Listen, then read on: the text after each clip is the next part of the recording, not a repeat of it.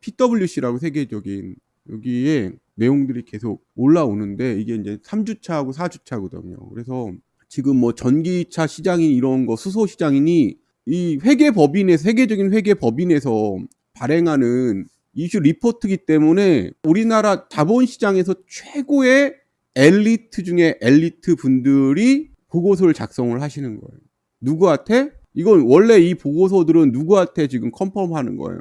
우리가 이 정도의 자본시장 업무 능력이 있습니다. 상장을 하든지 회계 심사를 하든지 법인을 하든 총평을 하든지 우리한테 일을 맡겨주시면 우리가 이 정도의 전문성이 있습니다라고 이 이슈 보고서를 내는 겁니다. 그러니까 지금의 무슨 M&A 시장이 이런 다 회계를 누가 선정을 하잖아요. 세계적으로 뭐 홍콩에 상장을 하던 전 세계 자본시장에 상장을 하던 M&A를 하던 투자를 받던 회계법인을 거쳐야 되는데 그 최고의 회계법인에서 만든 거예요. 그 회계법인은 자신들 클라이언트들한테 잠재적인 클라이언트들한테 최고의 자료를 전송을 하는 겁니다.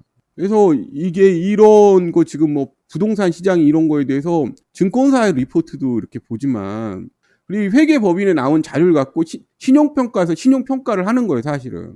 주식시장에서 자본이 얻어지고. PW 3일 회계법인이죠. 무슨 얘기를 하냐. 일단 부동산 건설 보면은 비주택 신사업, 그러니까 모듈라 주택 같은 거 있잖아요. 지금 3D 모듈라. 지금 난리죠. 모듈라하고 3D 건축. 그리고 해외 건설 쪽으로 방향을 다 틀고 있습니다. 특히 어디가 그 모듈라랑 혁신에서 지금 선두했어요? 삼성이죠. 삼성 발표한 거 봤죠? 대단하죠. 그리고 지금 뭐 다른 것들 뭐 교량이라든지 뭐 이런 것들로 싹 바뀌었죠. 그래서 정확하게 있죠. 다들 지금 뭐예요? 영업이익이 폭증하고 있습니다. 그리고 한국 이쪽 해봤자 분양이 미분양만 증가하니까.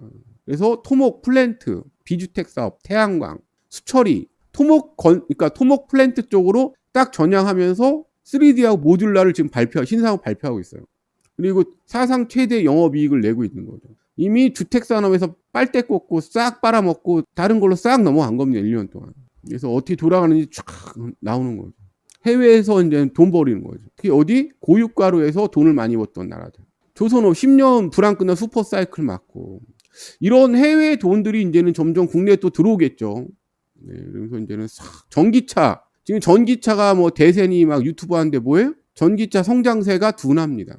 그래서 국내 자동차 업계 부품 감산을 시작하고 있어요. 계속 말씀드렸던 게 있어요. 뭐냐? 끝나간다. 지금 유튜브는 지금 뭐 난리예요. 전기차니 지랄이. 아니 지금 뭐예요? 이쪽 기관업계에서는 손절로 시작된 거예요. 손절. 뭐예요? 지금 뭐 개미들하고 저기 한 사람들 뭐 브로커들이야 뭐 서로 지랄이지만 여기서 뭐예요? 손절입니다. 손절. 이 사람 말이 맞아요. 의미가 없는 얘기라는 거예요. 이번 전기차 테마주 어떻게 될까? 결국 어떻게 될까? 전기차 이거 해갖고 뭐 그 2차 전지 지랄이니 어떻게 될까 지금?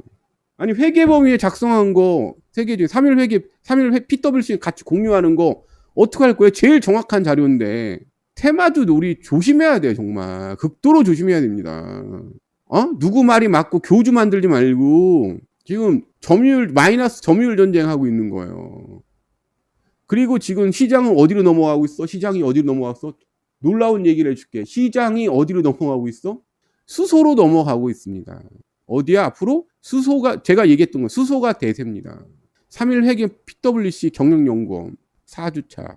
그러니까 여러분들도 보시면 지금 이런 거 안 보여줬잖아요. 정확한 정보, 자료. 그리고 뭐 토론을 하면 되는데 이 사람 말이 맞다. 그런 게 어디 있습니까? 수많은 자료는 수많은 집단 지성의 결과물입니다. 지금 어디로 수소로 넘어가고 있죠. 수소는 장기적으로 수소 플랜트 산업이 우리가 강점이 있으니까 수소 산업에 지금 하고 있죠. 왜? 이거는 쉽지가 않죠. 수소로 전이되고 있죠. 왜? AI니 자동 기술이 전부 다 뭐예요? 물류죠. 물류가 돈이 되는 거지. 계속 뭐 개인 승용차 무슨 얘기예요? 물류 얘기인데. 물류 얘기 아니에요. 그 시장 자체가 물류가 기록적인 수익 자체가 무한정 아니에요. 물류 아니에요. 앞으로 50년간 이게 몇 년간 성장할 산업이야? 최하 50년간은 이제 시장이 수소로 넘어가고 있습니다. 지금 다른 나라도 독일, 미국, 일본, 호주들 다 뭐예요? 저 수소 플랜트 경쟁이 들어간 겁니다. 물류에서 앞선 나라가 자본적인 경쟁을 미국이 왜 초고대 국가가 됐습니까? 운하 때문에 그런 거 아니에요. 미국 전역이 뭘로 뚫려? 운하의 국가 아니에요. 미국이 물류 고속망 때문에 전 세계 초경쟁력 국가가 된 거 아니에요. 그러니까 이걸 수소는 앞으로 무슨 산업이에요? 기관 산업입니다. 기관 산업. 국가 경쟁력 기관 산업이에요. 수소에 관한 저장, 이동, 안전에 관한 기술 핵심을 갖고 있는 나라가 국가 경쟁력을 갖고 있는 겁니다. 왜? 이거는 육상만 관련된 게 아니에요. 해상이라든지 선박이라든지 전부 관련된 게 수소입니다. 수소는 기관 산업입니다. 그러니까 핵심 전부 뭐 전기 자동차니 지랄이니 매달린 사이에 지금 무슨 얘기야? 수소 얘기하고 있습니다. 몇 년간 성장해? 50년간. 그래서 수소 저장 운송기 우위를 점하기 위한 어마어마한 지금 돈이 투자되고 있는 겁니다. 국가에서도 예비비로 엄청난 돈이 투자되고 있는 거예요. 그리고 그 경쟁력에 따라서 각 국가의 핵심 경쟁력이 달라지겠죠. 전략들도 다 나오고 우리는 고압 기체 운송 상용화가 거의 도달했고요. 액화 액상 해상 운송 기술 초기 단계입니다. 나중에 이제는 이거에 대한 경쟁력으로 서로 분담이 된다고. 국제적으로 우리가 누구하고 경쟁? 독일, 미국, 일본, 호주, 한국입니다. 특히 이제 호주는 뭐 한다 그래도 지금 결국 경쟁이 독일, 미국, 일본입니다. 중국은 이거에 대한 준비가 안 돼 있어요. 지금 한국은 고압 기체 저장 운송기 상용화 단계에 도달됐고 수소 국제 운송을 위한 이거는 해상 물류니까요. 액화 액상은 아직은 미흡하고 앞으로 10년 이상 장기 투자가 이제 준비돼야 되고 자, 수소에 관련된 규모를 보세요. 제가 얘기했죠. SK E&S라고. 그다음에 현대차, 그다음에 포스코, 그리고 롯데입니다. SK, 현대차, 포스코, 롯데예요. 그리고 두산. 1위는 SK입니다. SK E&S예요. 이건 거대한 장기 플랜트 산업이기 때문에 한번 경쟁력을 하면 그 위에 추격이 안 되는 겁니다. 국제 유가는 지속적으로 상승하고 있고 이건 수소의 시대가 되는 겁니다. 정제 마진 뭐 이런 거 보면 알겠지만 원재료 가격이 폭등하고 있으니까 여행 수지 앞으로 늘어난다는 거하고 이렇게 돼 있죠. 아니 얼마나 좋습니까? 이거 주마다 나와요. 여러분 최고의 경제 브레인, 최고의 정보를 얻고 싶고 투자 정보를 3일 회계의 법인 PwC 주간 보고서를 보십시오. 그러니까 저 정보가 지금 끝나는 게 아니고 다음 주에도 나와요? 안 나와요? 다음 주에도 수천억, 수조 원 M&A 시장이라든지 매일 수십조, 수백조 발행하는 채권 시장 클라이언트들한테 얼마만큼 전문가적인 식견을 갖고 있는지, 얼마만큼 지식이라든지 관련 정보를 갖고 있는지 3일 회계 법인에서 매 주마다 투자 정보를 발행하겠으면 안 하겠습니까? 여러분들은 거기 가서 주마다 보시기만 하면 되고 뭐 다른 어떤 뭐 부동산 정보 다 있습니다. 지금 테마주니 뭐니 의미가 있어 없어? 없습니다. 지금 수도권 상황을 말씀을 드리겠습니다. 자, 조직폭력배 시대가 왔습니다. 유치권 지금 수도권 전역이 공사가 대부분 멈추고 있습니다. 조직폭력배 수천 명이 이제 수도권에 몰리는 겁니다. 지금 수도권 전역, 서울 전역으로 번지고 있습니다. 지금 언제야? 9월입니다. 이게 바로 조직폭력배들이 먹고 사는 방법입니다. 경비용역법을 통해서. 특히 어느 파가 장악하고 있어요? 수원, 남문 조직폭력배들 출신들. 유치권 전쟁 서울 전역이 어디 폭력배 조직이야? 수원, 남문파 출신들. 10년 전 용인은 수천 명의 조직폭력배가 장악한 거대한 조폭의 도시였습니다. 조직폭력배 눈만 뜨면은 용인 전역을 조직폭력배 수천 명이 걸어 다녔어요. 입주민들한테 이사비니 뭐니 1,500만 2,000만 원씩 내라 그러고 용인 전체가 암흑천지였어요. 용인이. 이번에 저는 제가 볼 때 봉담이나 동탄이 될 가능성이 높습니다. 어디? 동탄 2지구. 수천 명의 조직폭력배가 지금 관련도 없는데도 그냥 점유하고 돈 달래요. 화성이 이번에는 전쟁터 될 가능성이 높다고 봅니다. 수천 명이 점유하고 있어요. 10년 전 용인이 그 용인 기흥 저수 공세동부터 시작해서 가면은 전부 유치권에다가 조직폭력배들이 젊은 놈의 새끼들이 배 깔고 그게 100평이 그때 낙찰가가 1억 6천이었어요. 100평 아파트가 낙찰가 1억 6천이었습니다. 공매가 했었는데. 보세요, 이게. 용인 조직폭력배들 유치권 전쟁터였습니다. 관련도 없는 새끼들이 와갖고 돈 달라고 삥 뜯고 이게 왜 앞에서 칼부림하고 문신 자랑하고. 이건 화성이 될 가능성이 높아요. 경찰이 2, 3년 동안 저지르는 데서 개입을 안 합니다. 하긴 뭐 10억에 분양했던 게 낙찰가 1억 6천이었으니까 공매가가. 이거 보세요. 이거 조직폭들하고 그 차량 맞고 용인 전체가 전쟁터예요. 살인 사건에 용인 부동산업자 용인 부동산 부부업자 납치돼갖고 목 잘린 시체로 발견되고. 이거 보세요. 이거 이 새끼들 이거 몇 곳? 40에서 50곳. 용인만 경찰서면 용인에 몇 개? 50개가 분쟁 지역 50개였어. 50개. 그러니까 동네마다 조직폭력배들이 수천 명이 깔려갖고 그거 다단계도 그렇고 더러운 거 사기 뭐하면 경기 남문 출신들이 우리나라 사기꾼 3대 성지 아니야. 그러니까 용인 전체 시민들이 그때 80만 명이었는데 사람들이 밤마다 시끄럽게 술 처먹고 맨날 고성방가하고 옆에 사람을 불안에 떨게 했다고. 유치권 분쟁에 경찰 개입도 안 하고. 나중에 일반 시민들하고 너무 많이 하니까 경찰 개입한 3년 만에 그것도 3년 만에 개입했어요. 저지랄하는데.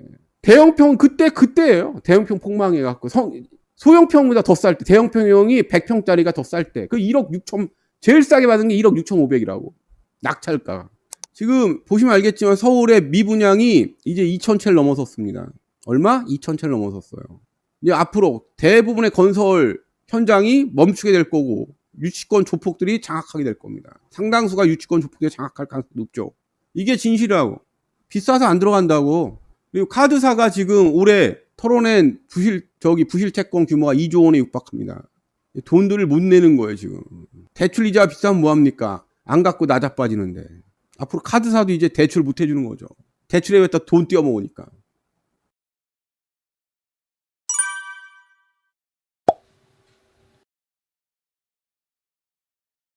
거액 익스포저 규제를 하게 되면 일단은 지금 제일 무서운 게 이게 이제 시작 들어가기 전에 이게 되고 있습니다.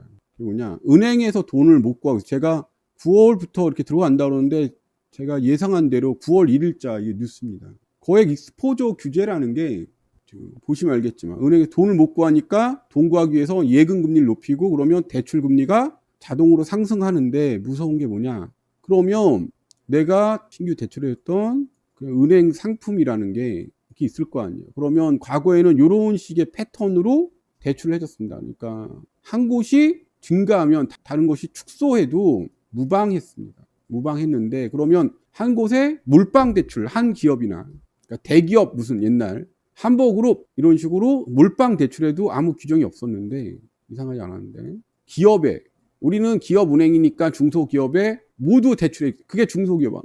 그러니까 근데 지금부터는 4단계로 합니다. 대기업, 중소기업, 그다음에 가게, 그다음에 자영업, 이렇게 4군데 대출해 주는데 이게 각각 몇 프로씩 넘기면 안 되냐? 그러니까 25%라는 기준입니다. 무조건 25%. 그 25% 중에 또 기준이 또 25%가 있어요. 이게 25%가 뭐냐? 이 25%도 이 세 가지 기준이 맞아요. 25%. 한 기업 집단, 한 금융 집단에 대출해 줄 수가 없어요. 이걸 넘어갈 수가 없습니다. 25% 이상. 그러니까 또 25%는 뭐냐? 한 기업, 그러니까 만약에 내가 대출을 해주는데 한 기업에 25% 이상을 할 수 없습니다. 한 개인, 한 기업, 가게, 자영업 이런 식으로 25%를 할 수가 없어요. 한 25%는 뭐냐? 세 번째 25%는 뭐냐? 익스포저입니다. 그러니까 위험 노출액이 25% 이상 되면 안 돼요. 그러니까 이렇게 될 수가 있죠. 권역의 25% 이상을 못 넘긴다. 권역에. 그리고 한 기업에 25%를 못 넘긴다. 그리고 위험성 대출에 25%를 못 넘긴다. 요 세 가지 요건이 충족되는 걸 금융권 익스포저 규제라고 그래요. 이게 이제는 코로나 끝나고 원래 작년에 들어가려고 그러는데 이렇게 들어가면 충격이 크니까, 그래서 발표 날 때마다 계속 연기가 된 것뿐이지 바질3는 계속 적용을 하려고 그랬습니다. 그런데 내년 1월에 이게 적용이 되는 거죠. 그러니까 원래는 올해 적용되려는데 연기가 계속된 거예요. 그래서 지금 9월부터는 자영업 대출, 사실상 이게 종료가 되는 거고요. 9월 이후부터. 그리고 내년 1월부터는 익스포저 규제가 적용이 되는 거고, 내년 5월부터는 그게 들어가는 겁니다. 경기 대응 완충 자본 제도가 들어가는 거예요. 그러면 지금 집값이 올라간다고 펌프질을 하고 있는데, 엄청나게 펌프질을 하고 있는데, 지금 들어가면 어떻게 되겠어요? 지금 금융권 이런 제도를 시행하고 있는데, 그렇죠. 대출 상환이, 과거 대출 받았던 분들은 지금 내년 초부터 대출 상환이 들어오죠. 그리고 금리가 내년도도 폭등하게 되는 거죠. 그럼 내년에 파산자는 올해보다 당연히 더 많죠. 돈은 못 구하죠. 금융권에서 지금 돈을 구하려고 지금 혈안이 돼 있는 겁니다. 그러니까 올해 지금 9월부터 내년 적용되는 2024년, 2025년까지 금융권 뭐예요? 헬게이트 디즈니랜드가 되는 거죠. 언제부터? 올해 9월 1일부터. 그러니까 이게 동구학 예금리에 뛴다가 제가 10%도 갈 수 있다는 말씀이 이해가 되실 거예요. 아, 지금 7%까지 갔는데 당연히 올 연말 되면 8%, 9%까지 가고 이게 최악의 경우 이스포츠 하면 10%까지도 갈 수 있겠구나가 이해 가시는 거죠. 왜? 7, 8%가 상한유예, 그러니까 LCR 정상화죠. 9월에 LCR이 정상화됩니다. 12월에 NSFR이 정상화가 돼요. 유동성 기준이 정상화돼서 좀 난리죠. 내년 1월에 이스포츠 규제가 되면서 원금 상한이 들어갑니다. 그 다음 5월에는 자본제도가 바뀌면서 은행의 대출이 아니고 자본금 자체를 20조 증자를 해야 돼요. 지금 올해 9월 1일부터 LCR 정상화, 12월 NSFR 정상화, 내년 1월 익스포저 규제 정상화, 내년 5월 경기 대응 완충 자본 시즌 1 시행합니다. 이게 3까지 갈 수 있어요. 2번, 3번까지 준비되어 있습니다. 1, 2, 3번까지. 그래서 올해 1월, 9월부터 지금 지옥이 들어간 겁니다. 작가님 메트라이프의 10% 이자 10년 납입 상품 나올 거라 저희 설계사님이 얘기하는데 누가 먼저 지금 예대금융 헬게이트 LCR 정상화. 여기서 LCR 여기 기준을 못 맞추면 뭐가 되는 거예요? 부실금융기관으로 지정이 되는 거예요. 그러니까 금융권에 살아남기 위한 전쟁이 9월 1일부터 시작된 겁니다. 누군가는 망해야 돼요. 이게 이제는 지금 9월 1일부터 들어간 상황인 겁니다. 시중은행은 안 망해요. 그러니까 바젤3 제일 먼저 적용된 데는 안 망하는데 제가 계속 말씀드린 게 있어요. 새마을금고가 위험하다고. 올해 말쯤엔 제가 계속 말씀드린 게 있습니다. 11월, 12월 가면 신협 얘기 나올 거라고. 제가 작년에 새마을금고 올해부터 위험할 거라고 예측할 때 댓글 등에 다른데 조롱하는 조소 글들 있었죠. 많았죠. 지금 다 지웠어요. 아니 새마을금고 돈 예금 국가의 보장, 그러니까 새마을금고 올해 지금 문제가 터졌습니다. 농협중앙에서 단위 농협에 대해서 이미 삼성증권부터 시작해서 다른 것까지 대출 중개하지 말라고 명령 내려버렸잖아요. 12월에. 황급하게. 그러니까 최악의 위기는 농협중앙에는 넘긴 거예요. 그 최악의 익스포즈는 누가 가져갔냐? 수협하고 저축은행하고 그리고 어디겠어요? 캐피탈, 카드사, 새마을금고 가져간 겁니다. 그러니까 농협중앙이 단위 농협도 지금 여기서 좀 농협중앙의 경고를 받아들여서 최악은 넘긴 거라고요. 제일 먼저 제가 그래서 어디가 터질 거라고 새마을금고예요. 그 다음에 신협하고 같이 저축은행이 터질 거예요. 그러니까 올 12월쯤에 11월 12월쯤에 저축은행하고 신협이 같이 나올 겁니다. 부실 얘기가. 그래서 새마을금고 지금 이야기가 저하지만 연체율이 10%가 넘는 곳이 점점 늘어날 거예요. 돈줄을 바짝 재니까. 그럼 어떻게 돼? 새마을금고에는 제일 지금 무제한으로 지금 새마을금고 부실채권을 왜 한국은행에서 매입할까요? 새마을금고가 지금 85조에서 그때 당시에 5조를 바로 채를 투매해버렸습니다. 국제가 폭락하죠, 이렇게 되면.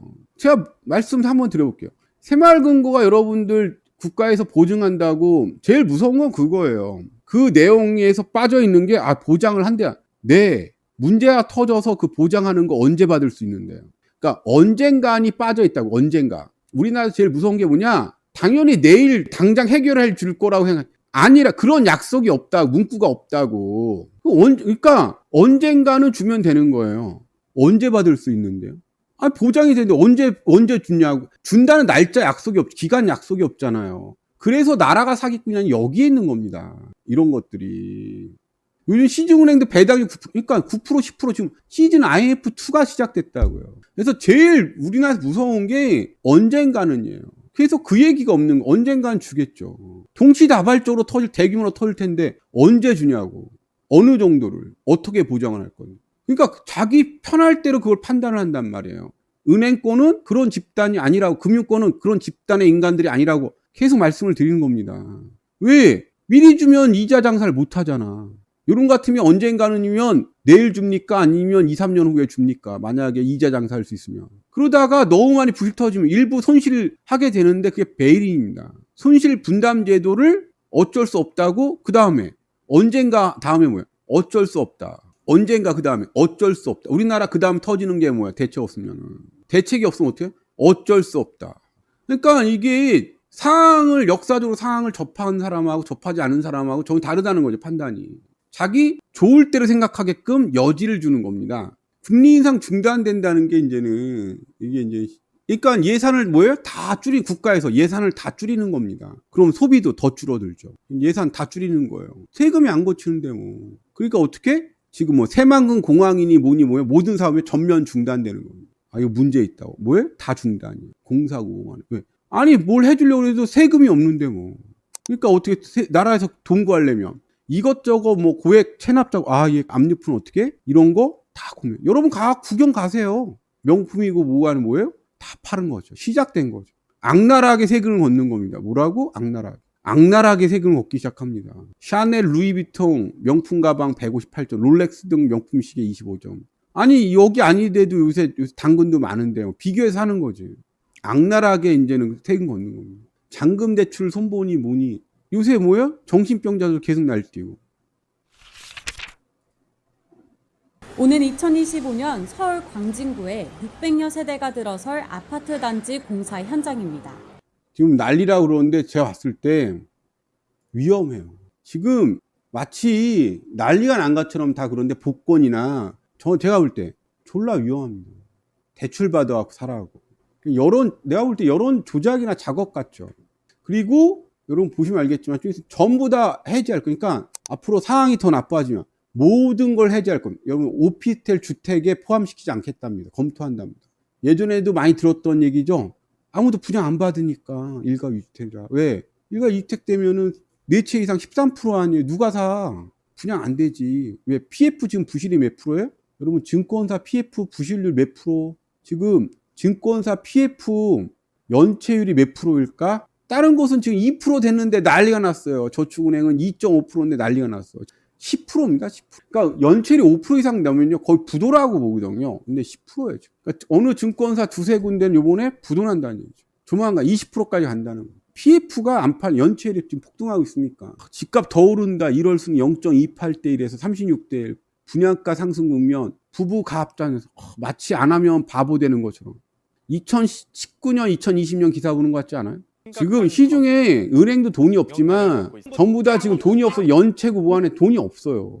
여기뿐만 건설이 뭐하네 지금 이미 지금 연쇄 부도는 시작했고요. 시행사 건설사 연쇄 부도는 8월 말부터 시작했고요. 연쇄 도산 중인데 무슨 작업자들 임금이 나오겠어요. 지금 시중에 돈이 씨가 말랐어요 지금. 그러니까 무슨 이야기를 해도 사기치는 걸로 받아들일 수밖에 없다는 거죠. 그러니까 사람들이 되게 헷갈려. 문구를 이렇게 바꾸거든요, 사람들이. 아까 얘기한 것처럼 마치 그러니까 내일 줄 것처럼 받아들이게끔 문구를 만듭니다. 기사 문구를. 저 사야지, 안 사요, 지금. 경매 지금 폭등 중인데. 현실은 전혀 다릅니다. 건설사 연쇄 부도 8월부터 시작했습니다. 그러니까 모든 규제를 다 풀 거예요. 여러분들 모든 규제가 다 풀렸을 때 사도 늦지 않다는 거예요. 다시 말씀드리겠습니다. 언제 사요? 주택 구입 부담에서 120 이하에서 고려해 보시고 특히 제일 고려해 볼 건 뭐예요? 모든 규제가 다 풀릴 거라고. 주택 취득 2가구까지 면제, 취득세 면제, 집만 사, 네가 나라용 이런 분위기가 형성될 거라고. 2, 3년 후에 보면 알겠지만 2, 3년 후에 그때 사도 늦지 않다는 거지. 제가 말씀드려요. 문재인 때 만들었던 모든 규제가 해제될까 안 될까 2, 3년 동안 취득세 뭐고 지랄이고 간에 모든 규제가 해제됩니다. 오피스텔부터 모든 규제가 지금 해제되고 있습니다. 농지법 다 풀립니다. 왜? 거래가 없으면 세금이 안 거칩니다. 나라 입장에서.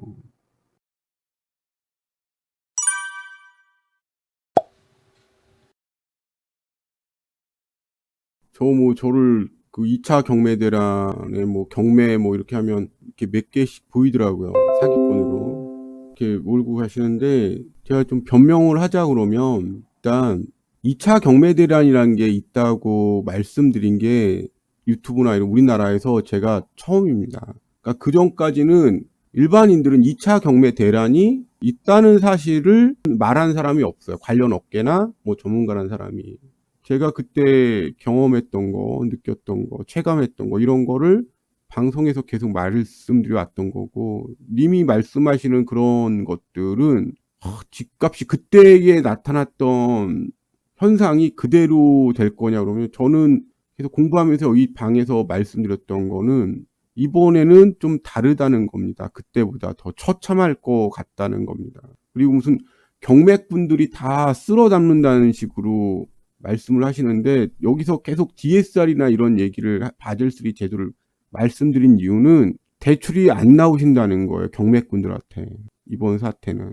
그러니까 10년 전에는 경맥분들한테 무제한으로 대출이 나왔는데 이번에 경맥분들한테 대출이 안 나온다고요. 왜? 바젤3라 DSR이라 안 나온다고. 세채, 네채까지 못 한다고. 취득세 때문에. 그렇잖아요. 그러니까 그냥 1번이다 2번이니까 되게 광범위한 내용이 그거에 대한 이해도가 있어야 된다는 거죠. 살아가는데. 어떤 내공을 여기서 닦는 거지. 그리고 모자른 분 서로 채워진 건 네가 맞거나 틀리다 이런 얘기하는 방송이 아니라고. 그리고 본인이 돈을 벌면 다른 사람이 마이너스가 나는 거예요. 사실은. 전 잘 됐으면 하지만. 그게 뭐 본인이 영웅이고 이런 게 아니라는 거예요. 살아가는데 그러니까 좀 방향이 틀리신 것 같아요. 재테크 카페 같은 경우에는 꼭 승리해야 되고 이겨야 되고 본인 1등 하시고 그게 뭐 자랑일 수 있는데 여기는 아니라는 거예요. 여기는 삼테크 방송이라고요. 아는 만큼 많이 조심을 해야 되는 그런 걸 알려주는 방송이라고. 그러니까 경매 물량은 쏟아지는데 전부 헤쳐먹을 수 없다고. 특정 집단에서. 계속 몇 년 전부터 말씀드리잖아. 그리고 다른 뭐 금매가 쏟아지든 경락 대출이 안 나온다고. 네가 욕심을 부려도 지금 1차 경매 대란이 지금 진행되고 있어요. 빌라나 이런 것들 쏟아진 물량이 3배, 4배 이렇게 더 올라가니까. 오늘 말씀드리고 싶은 거는 엔화 자꾸만 물어보더라고요. 그래서 엔화에 대해서 말씀을 드리면 장기는 말고 중기로 한 1년 이상 엔화가 투자 가치가 있는 것 같아. 엔화가 지금 900원대인데 900 초반인데 하반기로 갈수록 엔화가 올라갈 수밖에 없는 구조래요. 쉽게 말하면. 그 리포트는 대동포럼에 올려놨습니다. 그래서 이 엔화 약세가 한국 경제에 미치는 영향이라고 3일 회계법인에서 올라온 겁니다. 그래서 요거 소개시켜드리고, 엔화 약세일 때 사놓으면 우리하고 그 상품이 겹치는 게 한 50% 되는데 예전보다 많이 줄었어요. 한 65%에서 상품 겹치는 상품 중에서. 그래서 엔화가 안정되는 거는 이제 금리가 거의 끝나가기 때문에 쉽게 말해서 금리가 인상이 끝나고 이거하고 이제는 원자재 말씀을 드릴게요. 원자재 이거를 알고 그래서 일본이 증시가 상승하고 뭐가 어떻고 그러는데 기본적으로 우리가 얘네보다 성장률이 낮습니다. 그래서 인플레이션 탈출하면 어차피 엔화 약세로 수출이 잘 되니까 경쟁력 갖고 그래서 우리 수출이 더 줄어드는 거죠. 일본이 더 먹는 거고 엔화 약세의 주요 원인은 금리 인상 사이클과 차별된 BOJ의 무제한 양적 완화잼이 그러니까 돈을 미국에서 엄청나게 풀었다는 거죠. 근데 이제는 회수 들어가기 때문에 금리 인상 기간 끝나고 본격적인 긴축이 오면 엔화 가치가 하락이 아니고 상승할 수밖에 없다는 거죠. 그 내용들입니다. 그래서 강세로 전환될 가능성이 높다. 연말로.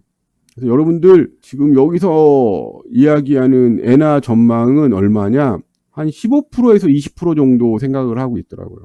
한국, 미국, 일본이 경기 위축이 갈 수밖에 없다는 거죠.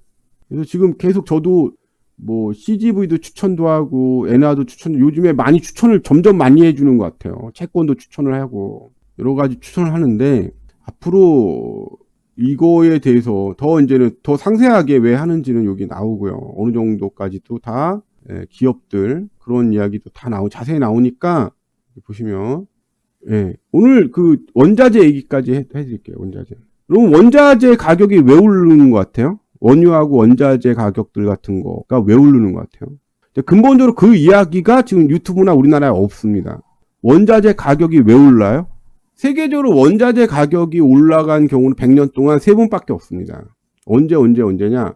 원자재가 가격이 상승한 거는 언제야? 원자재 원유. 원유라고 그러겠어요. 이걸 앞으로도 알 수가 있는 거예요. 왜 가격이 올라갔나? 1950년에서 1954년 그리고 1973년 이게 되게 중요해요. 1975년 그리고 2005년에서 2015년 그리고 2022년부터 지금 원자재 가격이 계속 올라가고 있죠. 자, 이게 최초로 올라간 건데 이게 뭐냐? 한국 전쟁 때문이죠. 이거는 중동 중동 뭘 것 같아요?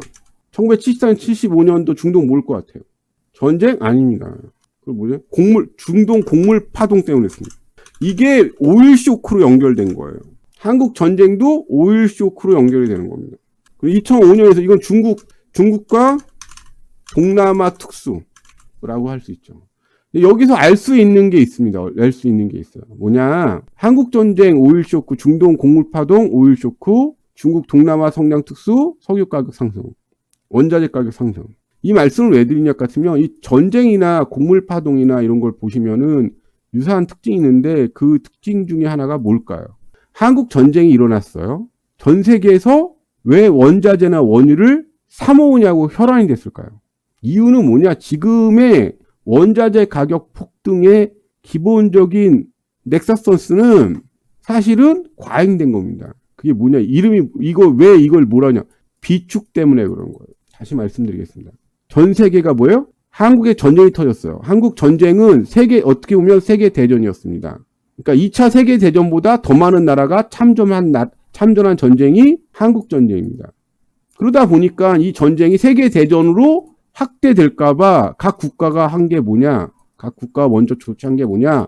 원유구 원자재 꼭 필요한 국민 생산이나 이런 데 필요한 모든 걸 뭐예요? 비축하기 시작했다는 거예요. 비축. 미리. 그래서 서로 비축하냐고 가격이 폭등하기 시작한 겁니다. 비축 때문에. 2차 세계는 번질 수가 있으니까. 그러니까 결과만 있어요. 여기서 하는데 맞다 틀리다로 그러는데 과정이 없어요. 우리나라에는. 그러니까 이해가 안 가는 거. 앞으로도 이해가 안 가니까 예상이 안 되는 거예요. 추론이 안 되는 거야. 비축물자라고. 비축물자 전쟁이라고. 각 국가가 뭐예요? 비축 먼저 한다고. 그러니까 그러면 1973년도에도 전쟁이 있었잖아요. 그쪽에. 근데 거기서 무슨 파동이 있었어요? 꼭 중동 곡물 파동이 있었습니다. 계속 말씀을 드리잖아요. 곡물 파동이 어떻게 했어요? 중동에 소요 사태가 일어났습니다. 대규모 이거 한 거예요. 그래서 중동에서 선택한 게 이스라엘 전쟁인 겁니다. 곡물 파동, 정권 축출, 소요 사태가 전 아랍에 불게 되니까 시선을 어디로 돌린 거? 전쟁으로 돌린 겁니다. 이게. 그러면서 어떻게 된 거예요? 석유가를 오일 쇼크가 전 세계에 어마어마한 오일 쇼크란 거죠. 전쟁이 불안하니까. 그래서 이번 사태도 곡물 파동하고 전쟁이 같이 하고 있잖아요. 전쟁과 곡물 파동. 그러면 전쟁이 먼저 시작됐을 때 수요보다 가격이 올라갔던 이유가 뭐예요? 전 세계가? 지금 모든 게 비축 때문에 그렇습니다. 곡물도 뭐예요? 생각보다 많이 비축하는 겁니다. 그러니까 우리가 뭔가 사태를 일어났을 때 과거를 공부하는 이유가 이겁니다. 왜 가격이 올라가는지에 대해서 그냥 정답만 얘기했는데 이유는 뭐냐? 소비 때문에 가격이 올라가는 게 아닙니다.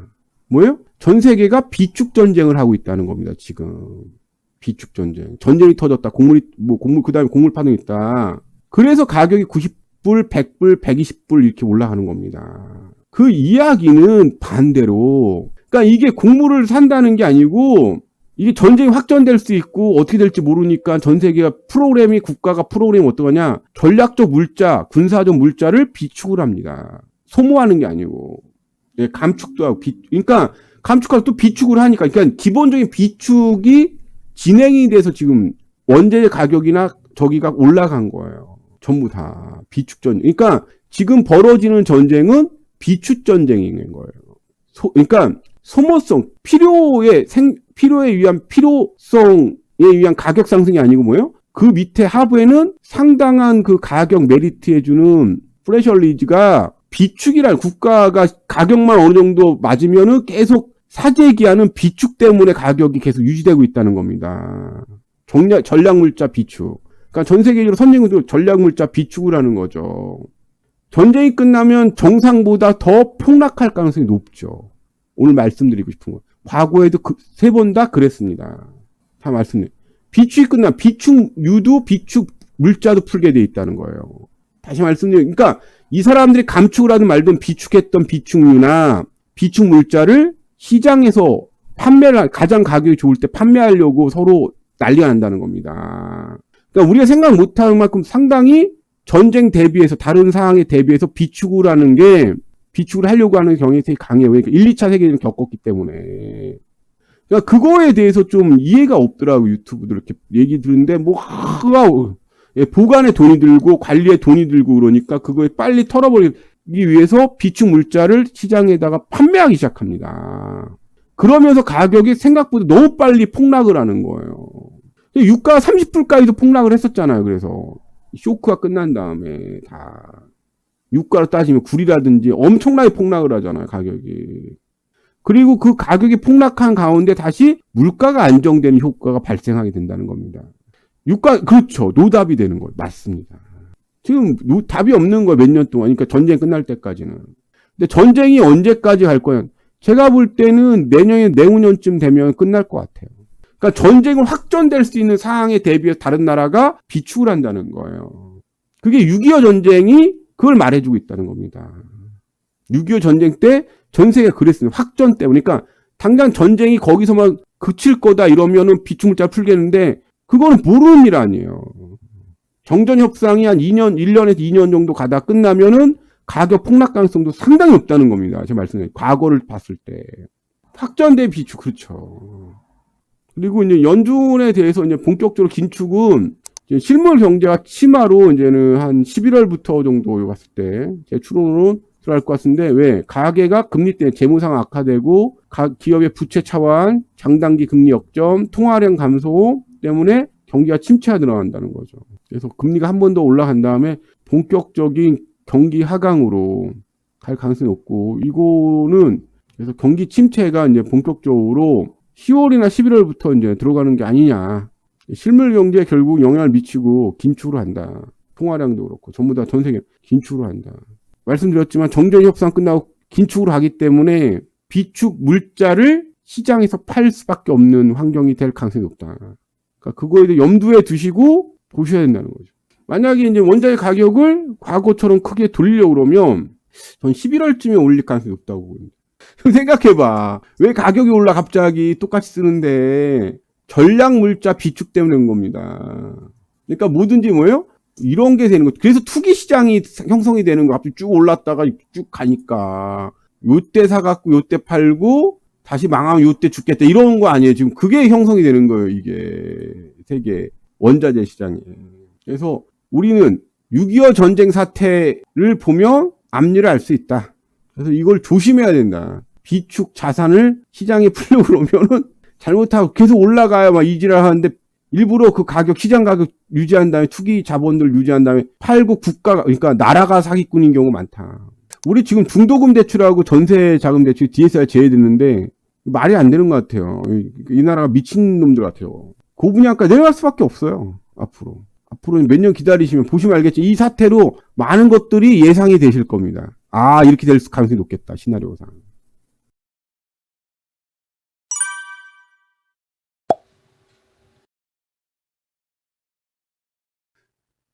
요즘에 그 경제적 자유라는 단어가 상당히 달콤하죠. 제가 한 20년 전부터 느끼는 건데 저희 서민들 경제적 자유라는 얘기를 계속했어요. 지금 SNS 시대에 카톡이라든지 텔레그램에 경제적 자유, 독서 클럽이라는 것들이 많이 하는데 그러니까 경제적 자유를 누가 꿈꾸냐? 경제적 자유는 가난한 사람일수록 더 꿈을 꿉니다. 그러니까 없는 사람이 더 소비를 과소비를 하고 그러니까 참 이상한 게 회원을 일단은 모집하죠. 선동을 해서 모집한 다음에 다음 달부터 그러니까 처음에 마약에 취하게 하는 거예요. 내가 말하는 거를 들으면 너는 1년 안에 경제적 자유를 선택할 수 있다. 지금 수많은 유튜브 방송이 그 얘기를 하는데 사실은 역겹죠. 우리는 간교하고 더러운 세상에 살고 있어요. 그중에 가장 역겨운 짓이 뭐냐? 경제적 자유라는 개소리입니다. 여러분 어떤 경제적 자유를 꿈꾸는 거예요? 사람은 기본적으로 일을 해야 돼요. 그리고 더 훌륭한 사람이 되는 방법은 단 하나입니다. 자신의 일에 소명의식이 있으면 됩니다. 우리는 역겨운 인간들이 역겹게 돈 버는 걸 지금 보고 있는 겁니다. 그러니까 성인이 돼서 자신이 누군가를 쉽게 착취해서 쉽게 무의도식하면서 처먹고 사는 게 경제적 자유라고 이해를 하고 있어요. 그러니까 남의 돈을 쉽게 버는 방법을 알려준다는 거죠. 어떤 사고방식으로 간절하게 생활하면, 간절하게 염원하면. 이게 무슨 소리냐? 인생을 어떻게 살아가야 됩니까? 잘 살아가면 됩니다. 간절이라는 뜻은 어떤 면에서 잘 살아간다는 이야기예요. 그러니까 사람은 자기에게 주어진 여건이라는 게 있어요. 다 해방되고 싶죠. 그러나 상당한 인내심이 필요합니다. 인생을 바꾸는 거는 상당한 노력과 상당한 인내심과 상당한 운이 따릅니다. 사실 가장 중요한 건 이 정글의 세계에서 먼저 사냥감이 되지 않는 거예요. 근데 동물의 세계는 본능적으로 야간에 사냥을 하고 야간에 움직여요. 인간의 세계는 낮에 사냥을 하고 밤에 쉽니다. 그러니까 동물의 세계하고 다르다는 거죠. 그러니까 먹잇감이 대낮에 거리에 돌아다니는 거예요. 인간 세계는. 동물 세계는 99% 밤에 활동합니다. 밤에 사냥을 하고. 낮에 동물을 볼 수 없어요. 뱀도 사실은 거의 볼 수가 없습니다. 일단은 지금 한국은행에서 이 DSR 체제 아니에요. 내가 그래서 계속 얘기했잖아. 주택 구입 부담 지수를 앞으로 이게 제일 정확할 거라고. 앞으로 극심한 내수 침체밖에 없다는 거예요. 한국은행이. 제가 얘기했던 대로. 그러니까 지금 금리를 올릴 수밖에 없다는 식으로 지금 얘기를 하고 있어요. 압력이 장난 아닌가? 금리 동결하라고. 그리고 20대 분들, 가난한 애들이 빚을 지고 한국은행에서 이거 이제 돈을 못 갚고 있습니다. 그러니까 소득 양극화니까 경제적 자유라는 게 하층민 계급일수록 다단계에 빠져 들어가는 것처럼 미리 경고하는 거 보면 지금 동탄이나 주요 단지가 GTX A는 20억에 30억들을 지금 돌파하고 있습니다.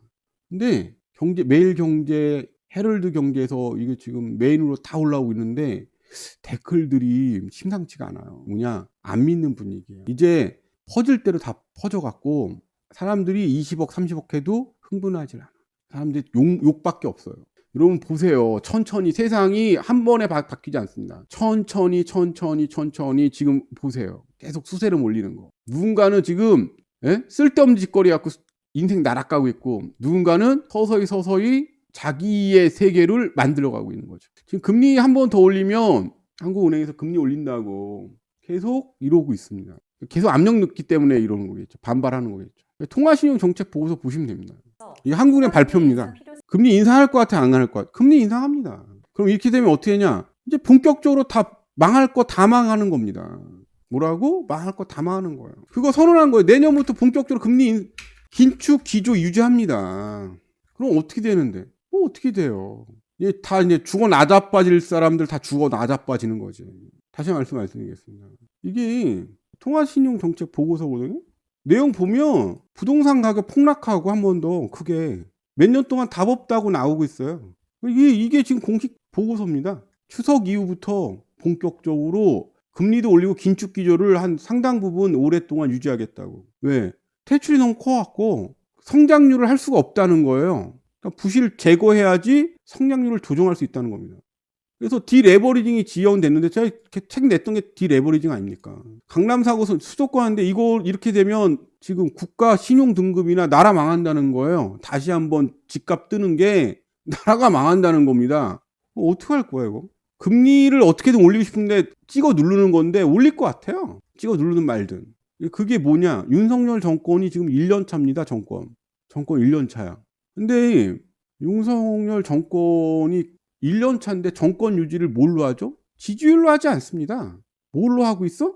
금융감독원, 검찰, 감사원 이런 데 동원해서 먼지 털기로 지금 정권을 유지하고 압력을 행사하고 상대편을 찍어 누르고 있거든요. 근데 만약에 한국은행이 말을 안 듣기 시작했어.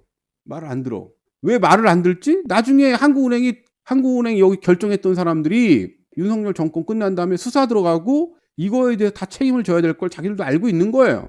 지금 정권 1년 차인데 한국은행에서 지금 반발하고 있단 말이야. 그 얘기 뭐냐? 정권 누수가 생각보다 빨리 올 수도 있다는 겁니다. 1년 차인데. 여기에 윤석열 정권은 어떻게든 정권 유지하려고 그걸 다 하고 있어요. 할 수 있는 걸 다 하고 있어요. 빨갱이부터 시작해갖고. 근데 이 사람들도 바보가 아니란 말이야. 소비량 물가 계속 오르고 다 실업자 되고 회사 다 망하고 국가 부채 폭등하고 1년밖에 안 됐는데 도저히 이게 답이 없는 거예요. 그 뭐 운영 기조도 없고. 그러니까 자기들이 지금 동원하는 뭐 감사원, 국세청 뭐 이런데 검찰, 금강원, 한국은행에서 한국은행부터 지금 반란이 일어났단 말이에요. 우리 더 이상 못하겠다. 금리 올려야 된다. 경제가 개판인데 앞으로 부동산 가격 뭐예요? 지금 너무 높고 이거 폭락하면 답 없다. 한국은행은 지원 안 해주겠다는 겁니다. 이게 이제 내용인데 한국은행이 부동산 가격 폭락한다고 얘기한 거는 2차 폭락 올 수 있다. 조심하라. 내가 20년 만에 처음 보는 것 같아? 여러분 봤어요? 못 봤잖아. 지금 이거 금융 상황지수 보세요. 이거 긴축. 뭐로 간다고? 긴축. 지금 뭘로 가고 있어? 지금 완화로 가고 있습니까? 긴축으로 가고 있습니까? 이거 보세요. 이거 완화로 가고 있어? 긴축으로 가고 있습니다. 이게 완화잖아요. 지금 뭘로 가고 있어? 네, 긴축하면 집값 폭락하는 겁니다. 지금 뭘로 가고 있어? 산이 깊으면 골이 깊은 거지. 이걸로 가고 있는 겁니다. 간단한 얘기야. 한국은행장이 무슨 얘기하는지 그래프로 알려줄게. 이겁니다. 어디? 지옥 바닥으로 가고 있는 거예요. 이 얘기하고 있는 거예요. 이거 하겠다고. 누가? 한국은행장. 아니 한국은행에서 돈을 완화가 아니고 뭐야? 긴축입니다. 언제 긴축 들어왔어? 2022년. 지옥 같습니다. 이만큼 했던 거 이만큼 들어간다는 겁니다. 아직 지금 이렇게 올라갔으니까 이거예요. 경기 역행성 들어가겠다는 겁니다. 그럼 어떻게 된대요? 기업이고 뭐가 부실한데 다 망하는 거지. 긴축 들어가면 다 망합니다. 이거 지금 통화정책 보고서에 다 올라와 있어요, 지금. 이 분위기가 윤석열 말을 안 듣겠다는 식이에요, 지금. 금융상황지수 긴축 지소. 긴축하겠대요. 그래서 원금 상환하라고 그러지, 긴축 들어가면. 더 이상 돈 안 됩니다, 아무것도. 만약에 압력 가하고 니네가 하라 그러면, 사퇴하면 그만이죠, 사람들. 어떻게 할 거야, 이거. 어떻게, 사람 뭐, 어떻게 할 건데. 기준금리 보세요, 이거. 얘네가 지금 동결할까 올립니다. 올리는 순간 죽는 거예요, 다. 올리는 순간 다 죽는 겁니다. 그렇죠, 헬게이트. 지금 이제 내년, 지금 11월 정도? 내가 볼 때는 뭐 많이 안 남았어요. 지금도 힘들지만. 추석 끝나고 10월 달 좀, 보고 11월부터, 뭐예요. 변동금리 선택하고 금리 낮다고 했던 애들 막 3배, 4배 내는 겁니다, 이자. 그거 어떻게, 다 망하는 거지. 지금 한국은행도 갈 때까지 갔다는 거예요, 지금. 그래서 방법이 없다는 거죠. 아니, 그렇지 않으면 국가 신용등급 하락인데. 일단, 인플레가 너무 높아요, 지금, 유가나. 여러분 뭐 사봐요. 지금 돈 10만 원 쓸 때가 있나? 옛날 돈 5만 원 쓸 때 없어요. 지금 돈 10만 원 쓸 때 없어요. 사고, 뭐 없어. 성수동 100억 미터는 안 팔아요. 집주인들 신났다. 지금 뭐 언론에서 한국경제, 매일경제, 헤럴드경제, 경제신문사 100억, 200억인데 한국에서 때리고 있는 겁니다. 뭐라고? 조금 있으면 지옥 시작한다고. 근데 경제신문사 다른 얘기하지. 저건 성수동은 지금 100억이래. 100억 이하를 안 팝니다. 근데 하나 물어볼게. 내가 진짜 궁금해서 물어보는데 그걸 왜 100억 주고 사? 경매도 많이 나오고 있는데. 동탄이고 지랄이고 지금 경매 창골인데 왜 20억 주고 사야 돼? 나는 이해가 안 가는 게 왜 저걸 100억 주고 사야 돼? 경매도 계속 나오는데. 이상하잖아. 아니 저 성동구 쪽 다 지금 경매 나와갖고 유찰되고 있는데 왜 100억 주고 사야 돼? 지금 현재도 지금 계속 경매 나오는데 예정 물건도 존나 많아요. 난 좀 이해가 안 간다는 거지. 아파트가 지금 예정 물건 존나 많은데 아니 근데 왜 집 안 팔렸다 100억인데 지금도 경매가 지금 어마어마하게 쌓이고 있는데 이걸 왜 돈 주고 그렇게 100억 주고 사야 돼? 아니 뭐 100억이고 20억이고 지랄이고 좀 이상하지 않나? 그러면 어떻게 생각해? 그리고 이거에 한 4-5배는 더 쌓일 것 같은데 지금 분위기가. 아니 뭐 그렇게 잘 팔리고 그런 다음에 왜 경매가 나와? 이렇게 봤을 때 저 사람들 꿈꾸는 경제학자이 뭐냐? 현혹시키고 그럴듯한 얘기하나 사기치는 거 말고는 없는 겁니다. 사업이고 뭐하네. 다단계 그거 뭐 다이아몬드니 지랄이니 그거 있잖아요. 다요. 아니 앞으로도 물량 존나 많이 나올 것 같은데 저거. 100억이라며 경매 나왔어 엄마. 야 그리고 100억에 안 팔려 100억까지 올라왔으면 왜 경매 나오냐? 그런 식으로 남들 착취하고 인생 망가져 돈 들어오면은 무슨 의미가 있는데. 삶이 무슨 의미가, 기생충 쓰레기 같은 삶인지 무슨 의미가 있는데. 인공지능 자율자동차라는 거는 이미 공개가 됐어요. 3단계로. 그게 제일 발전한 나라가 중국입니다. 중국은 플랫폼에 그걸 3년 전에 올려놨어요. 왜 올렸냐?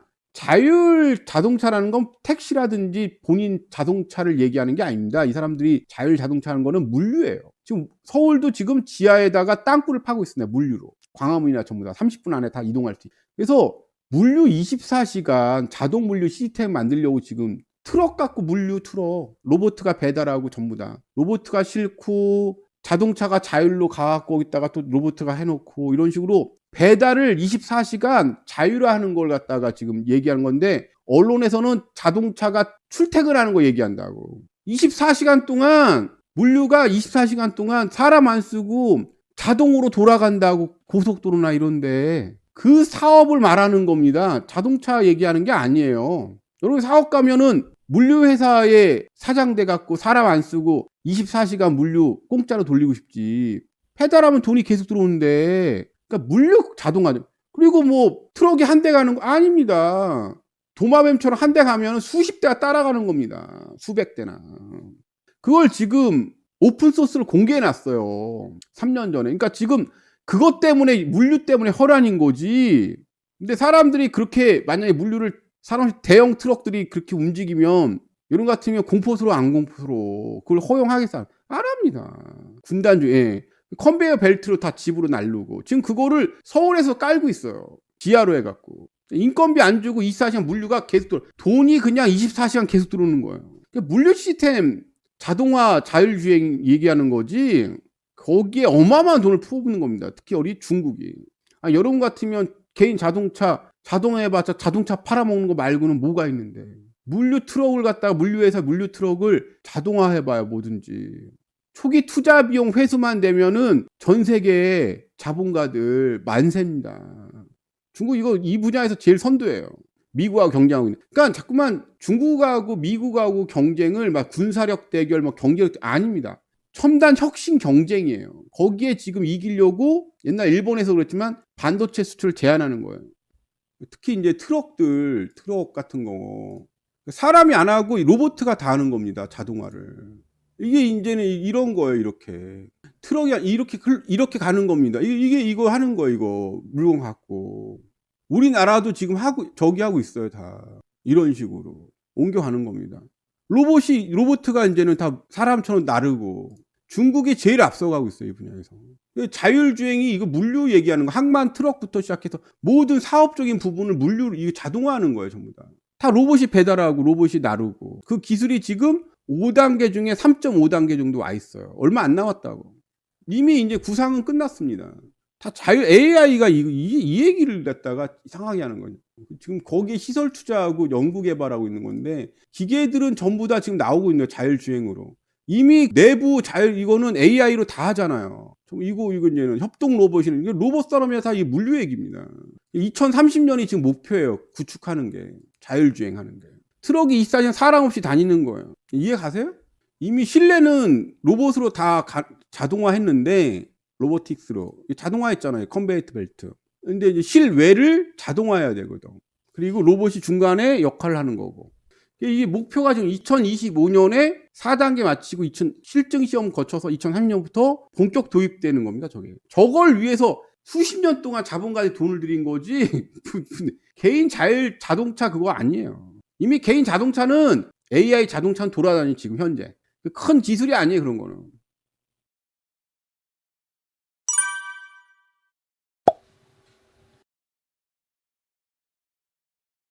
지금 올해 도입하기로 한 게 바로 여기 이제 이 방송에서나 책에서 이제 설명했던 모든 제도가 속속 도입되고 있습니다. 가장 좀 무서운 거는 보시다시피 스트레스 DSR이 올해 도입됩니다. 그러면 금리가 오르든 안 오르든 현재보다 금리가 1% 더 올라가요. 계속 얘기했던 게 있습니다. 이번에 IFRS9 시스템이라 충당금 이자, 가상금리 이자, 완충자본 이자가 더 부과가 된다. 삼중고죠. 이게 쉽게 그냥 1%씩 더 가산된다고 생각하시면 됩니다. 근데 이제 지금까지 1% 충당금에다가 다시 1% 스트레스 DSR 이게 들어가는 거죠. 내년엔 경기 대응 완충자본제도 1% 들어가는 거예요. 이렇게 되면 어떻게 되냐? 이게 더 끝나면 금리가 이제는 내년까지 끝난 내후년에 드디어 여러분들이 원하는 2차 경매대란 할인 분양들이 다 가는 겁니다. 보세요, 이거. 견딜 수 있겠냐고, 이거. 책에 써놨던 거 있죠. 그대로 다 하죠. 내년에 경기대응 완충자본제도 시행합니다. 그러니까 이게 너무 사람들이 흥분해서 조급하단 말이에요. 보시면 알겠지만 정말 이렇게 뭔가 하려고 그러면 어떻게 보면 자산시장이 승자가 되려고 그러면 생각을 해보라고. 1차 시장이 노동시장이라 그러면 그 노동시장의 상위 20%가 되기 위해서 20년을 공부합니다. 최하. 노동시장에서 월급을 받으려고 하는 정규직 20%가 80%는 거의 사실상 비정규직이니까 중소기업이나 정규직 20%가 되기 위해서 20년을 공부를 해요. 2차 시장이 자산시장이 3차 시장이 법인시장이라고 그러는데 어떻게 지금 치열하게 입시 경쟁한 1차 시장보다 어떻게 2차 시장이 더 치열하지 않을 수 있고 그렇게 순식간이라고 생각하는 자체가 납득할 수가 있냐고. 그러니까 여기 이거 온갖 협작과 사기와 모략과 그러니까 매일 난무하는 거, 매일 핸드폰에 유혹이 오고. 근데 거기에 정말 인내심을 갖고 그러면 제가 보기에 제가 그걸 증명해 주는 거예요. 10년에 한 번씩은 기회가 오더라. 그 10년에 한 번 온 기회로 10년을 먹고 산다. 사실은. 패자가 아니고 승자로서. 예, 너무 달아올라 있어요. 우리가 너무 조급하다고. 그냥 장기적으로 이렇게 하는 거 흐름 보면 되죠. 본질 가치라는 게 있을 거고. 그리고 엔화도 지금 싸잖아요. 다들 뭐 올라갈 때 비쌀 때 추천을 하더라고. 다들 그래 돈 되는 이야기는 안 한다고 하더라고요. 다들. 전 10년을 먹고 사는 겁니다. 한 번 성공하면 10년 먹고 사는 거예요. 그 한 번 성공한 10년을 또 준비를 하는 겁니다. 다음번 10년을. 여러분들이 이것도 하고 저것도 할 수 있는 폭이 넓어지시니까 하나씩 하다 보면은 재화나 재물이라는 거는 자연스럽게 큰 윤택은 아니더라도 어디 가서 뭐 밥 얻어먹거나 이러지 않는 친구들이 돼가는 거죠. 자기 판단을 하는 겁니다. 근데 그게 상당히 오래 걸린다는 거예요. 뭐 유튜브 나와서 무슨 그게 아니라는 거죠. 조금씩에 꾸준하게. 저는 그 말씀을 드리고 뭐든지 사람이 봤을 때 불가능하게 보이는 것도 조금씩 꾸준하게 하다 보면은 어느새 가 있더라 그 자리에. 우리나라에서 지금 그 학벌이라는 진실이 지금 나오고 있는데 슬픈 얘기가 지금 나오고 있습니다. 여러분들이 학벌이 낮은 분들이 계세요. 학벌이 낮다, 남보다 못하다 이런 트라우마가 있는데 사실은 다 상어팔이었고 사실은 선생님들이 이 나라에서 사기꾼들이었다는 거. 무슨 얘기냐? 그러니까 고3 선생님들이 학생들을 신경을 쓰냐 안 쓴다는 거예요. 그러니까 대부분의 인생은 어떻게 결정되냐 그러면 알고 나면은 여러분들 울을 거예요. 나를 누가 신경 쓸 거라. 이 세상에 당신을 신경 쓴 사람 없어요.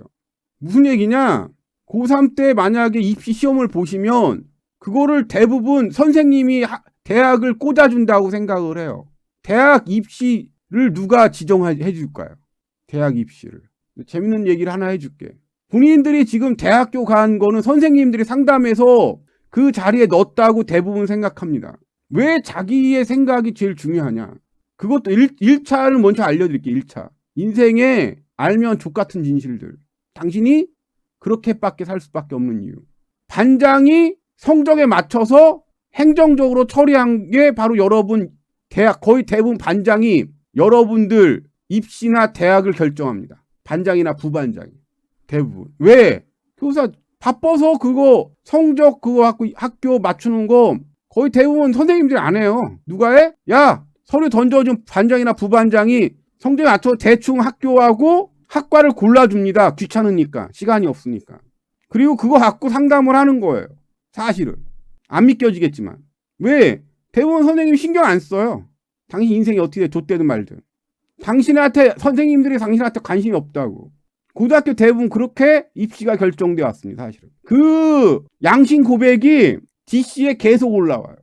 아니 내가 동창들 만났는데 술자리에서 선생님이 그냥 성적에 맞춰 대충 찍으라고 그랬던 데를 찍었는데 애들이 다 그 학교에 입학했다더라. 그리고 선생님들이 문제를 유출합니다. 선생님들이 돈 받고 문제를 팔아요. 어디에? 입시학원에. 네, 일타 강사 수작질이죠. 지금까지 20몇 년 동안 이 얘기가 계속 있었어요. 왜 내 아이는 공부를 잘하는데 좋은 대학에 못 가나? 서울대에 못 들어가나? 이유는 돈 주면 문제를 다 알려줍니다. 그러니까 돌대가리도 스카이를 갈 수 있는 거예요. 그러니까 과외 3바퀴를 돌리든지 선행학습으로 아니면 돈을 더 많이 주면 입시학원에서 가르쳐주던 아니면 고액 강의로 문제를 찍어줍니다. 그게 지금 적발되고 있어요. 그러니까 강남은 대부분 서울대를 갈 수밖에 없는 겁니다. 그게 지금 보통은 얼마씩 받았냐. 이분들 선생님들이 한번 1년에 받으신 돈이 3억 원에서 5억 정도 받으셨대요. 이 사례비로. 사례비로 3억에서 5억 원씩 받으셨대요. 20년 동안. 이게 그러면 그전에 다 그랬다는 거예요. 그게 이 나라의 서열과 신분과 학벌과 부를 결정해 왔던 이유인 겁니다. 선생님이 받는 사례금은 한 3억에서 5억 정도 됐답니다. 이게 사실은 이 세상 돌아가던 많은 이해 안 갔던 이유의 한 축입니다. 그리고 이걸로 학벌 서열을 정했던 거예요. 물론 천재 같은 똑똑한 분들인데 그분들은 죄인 거죠. 그래서 그거를 300배, 3000배로 늘리는 거는 학원업에서 하는 거죠. 그게 바로 여러분들의 인생이 족같은 이유가 처음부터 정해져 있었던 겁니다. 그러니까 대다수가 이렇게 불행해서 하냐 자존감 낮고 사실은 당신 탓이 아니고 이 족같은 세상 탓이라는 겁니다. 사실은 3억 5억 원의 학보를 팔아온 겁니다. 나올 문제를 미리 다 가르쳐 준 거예요. 지금 DSR하고 대출금이 지금 금리가 또 계속 상승하고 있어요. 미치려고 그러는 거지. 자, 블랙록, 미 연준 내년까지 금리 제약적 수준 유지. 이 금리 그대로 내년까지 간다는데, 이거 어떻게 되는 거야 이거. 금리 올리면 어떻게 되는 거야 이거. 환율이 지금 1327원. 유가 95불 불파했어. 이거 다음 달이면 이거 100불 돌파하는 건 일도 아니겠는데 95불이에요 지금. 지금 유가 때문에 지금 아주 분위기 아주 족같은데 지금. 그러면 요번에 8%대 이제 시작이야. 요번에 이제는 금융사들 채권 나오면 8% 찍을 거야. 잘하면. 여러분 사야 되겠어 안 사야 되겠어? 이거 어차피 지금 앞으로 1년 동안 한 다음에 다시 이게 계속 우리나라 지금 제일 좋을 때야. 우리 장기 침체 가는 거 알지? 평균 수렴, 초고령화, 내년부터 초고령화. 지금 잘해야 돼. 유가 많이 떨어지겠지. 유가 원래 오를 이유가 없어요. 미국 다 지금 근데 일부러 지금 감산하는 거예요. 유가 해갖고 엿먹으라고. 여러분들 채권 8%짜리 금융채권 롯데손보나 이런 거 사야 되겠어 안 사야 되겠어? 엔하고 그렇고 지금 돈 벌 일이 너무 많아. 이자는 상상 초월로 계속 폭등하고 있습니다. 영끌들 지금 죽으려고 그래. 물량만 던지고 20억 올랐다 지랄하고 있어요. 여러분들은 그냥 초월에서 제일 안전한 게 채권하고 채권. 올 하반기부터 내년까지 채권금리 올라왔는데 얘기했었죠. 아마 2번 올라오면 역사상 한국 역사상 최대 자산시장 붕괴 일어날걸?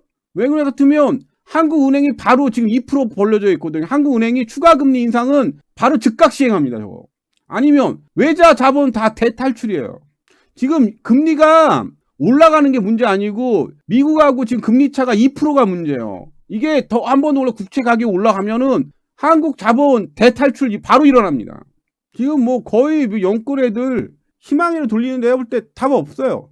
그러면 저축은행 PF 요주의 여신 비율 50% 넘는 지점이 지금 수두룩하다고 지금 나와 있습니다. 자, 대표적 은행들 알려줄 테니까 알고 계세요. 이거 좀 무서운 얘기니까 알려드릴게요.